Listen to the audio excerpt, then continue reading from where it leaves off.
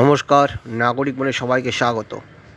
চাকরিহারাদের চাকরির দাবিতে এবার কুচবিহার রাসবাড়ী স্টেডিয়াম 26শে জুন এসএসসি 2016 সালের প্যানেলের যোগ্য শিক্ষক শিক্ষিকা শিক্ষাকর্মী যোগ্য waiting not call for verification এবং অনশনকারীর মঞ্চের পক্ষ থেকে কুচবিহার চলো। তাদের দাবি 22 লক্ষ পরীক্ষার্থীর ওএমআর মিরর ইমেজ কপি অবিলম্বে প্রকাশ করতে হবে। ওই ওএমআরের ভিত্তিতে সকল যোগ্যদের নির্ভুল এবং নিখুঁত তালিকা অবিলম্বে প্রকাশ করতে হবে।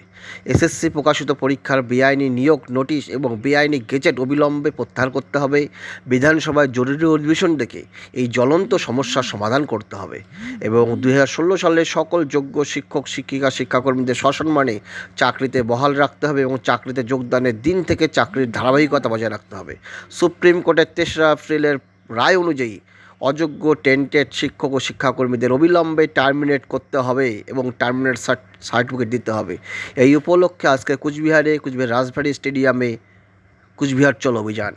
মূলত যোগ্য চাকরিহারাদের এই আন্দোলন, এদের মূল দাবি অযোগ্যদের টার্মিনেট করতে হবে এবং যোগ্যদের সসম্মানে বহাল রাখতে হবে এবং 22 লক্ষ পরীক্ষার্থী যারা ওএমআর পরীক্ষা দিয়েছিল সেই ওএমআর প্রকাশ করে তাদের যোগ্যদের তালিকা দিয়ে যোগ্যদের সসম্মানে যোগদানের সময় থেকে ধারাবাহিকভাবে চাকরিতে বহাল রাখতে হবে। এই দাবি উপলক্ষে তাদের এই বিক্ষোভ সমাবেশ আজকে কুচবিহারে অনুষ্ঠিত হবে জমায়েত কুচবিহার রাজবাড়ী স্টেডিয়াম।